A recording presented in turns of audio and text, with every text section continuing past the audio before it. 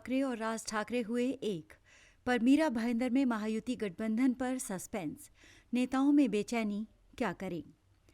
महाराष्ट्र निकाय चुनाव की तारीखों के ऐलान के साथ सियासी सरगर्मी बढ़ गई है।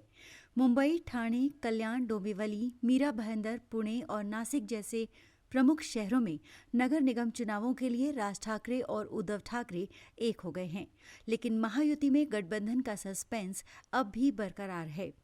मुंबई महाराष्ट्र नगरपालिका चुनावों की घोषणा के बावजूद मीरा भाईंदर में अभी तक महायुति के दलों में गठबंधन को लेकर सस्पेंस बरकरार है। 95 सदस्यीय मनपा में जहां बीजेपी ने 70 पार का नारा दिया है, तो वहीं शिंदे सेना गठबंधन में 50-50 का गणित यानी लगभग 47 सीट मांग रही है। ऐसे में सवाल है कि दोनों दलों के बीच गठबंधन का गणित कैसे सुलझेगा। गौरतलब है कि पिछले चुनावों यानी 2017 में बीजेपी 61, शिवसेना अविभाजित 22 और कांग्रेस को 12 सीट मिली थी। शहर में जहां बीजेपी सबसे बड़ा दल है, तो वहीं शिंदे सेना लगातार अपनी ताकत बढ़ा रही है। 95 सीट के लिए अभी तक बीजेपी से लगभग 400 दावेदार सामने आ चुके हैं, तो वहीं शिंदे सेना के पास भी सैकड़ों दावेदारों की सूची तैयार है।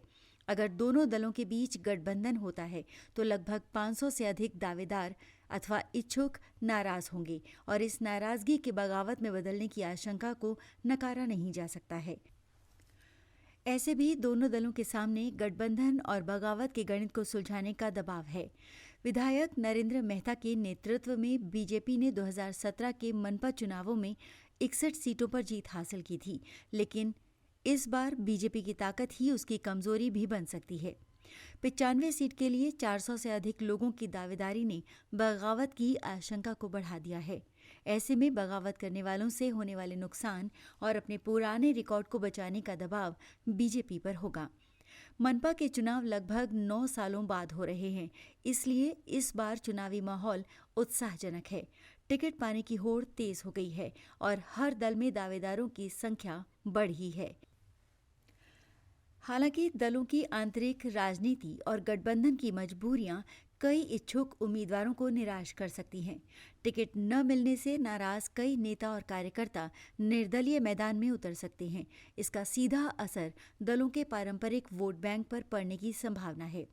यदि बड़ी संख्या में निर्दलीय चुनाव लड़ते हैं, तो वो न केवल मुकाबले को त्रिकोणीय बनाएंगे, बल्कि बड़े दलों का खेल बिगड़ सकता है। परिवहन मंत्री प्रताप सरनाइक के नेतृत्व में शिवसेना अविभाजित ने पिछले चुनावों में 22 सीट हासिल की थी।